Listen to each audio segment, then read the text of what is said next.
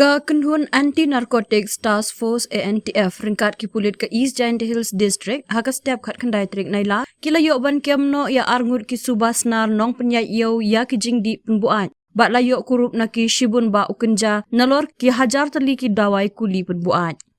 U Superintendent of Police ke East Giant Hills U Vijesh Kumar IPS ulaong ba haka khat pratrik nailar hadin balayo ya ke jingtep ke batikna halor ke jingdon jong ki suba nong khai drok ki bami na silchar Assam banwan shashilong dakawe ke bos MTC haringkat ki suba jingdi penbuat.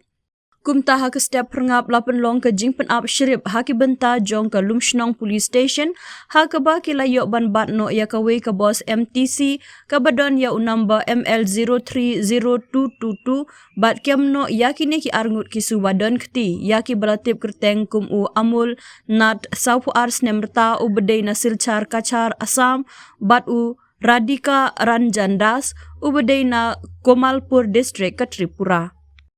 Hadin bala penlong ye ke jing talasi hapok ke kendon sanpau jong ka NDPS Act ha ka jing don lang ki sakhi bala ilot ki pudet ki layok ban kurup no hadu 10.5% kilo kynja ar hajar nyospa laipun riu teli ki tramadol hydrochloride capsule riu hajar ki nitrazepam tablet bat ar teli ki mobile phone. USP ulaong baki neki nong khaye la subajur baki deki gang ki baladon laka kunhun ban pyniaid yo ya kini ki jingdi penbuat. Ki pulit kila register case persya ya kini ki arngut hapok Lumshnong Police Station bar ke jing toket kadang ya syakmat ban lapdin ya ki weipat ki badon keti. Nakaliang USP ukun turu ya kino ki badon jing tip haka bay day bat ki weipat ki runar ki badon keti haka ni ke kambaman bakin a jing tip mardor syaki Police Station haka ba onburi ya ki kerteng jongki bat ban airu daka khusnam.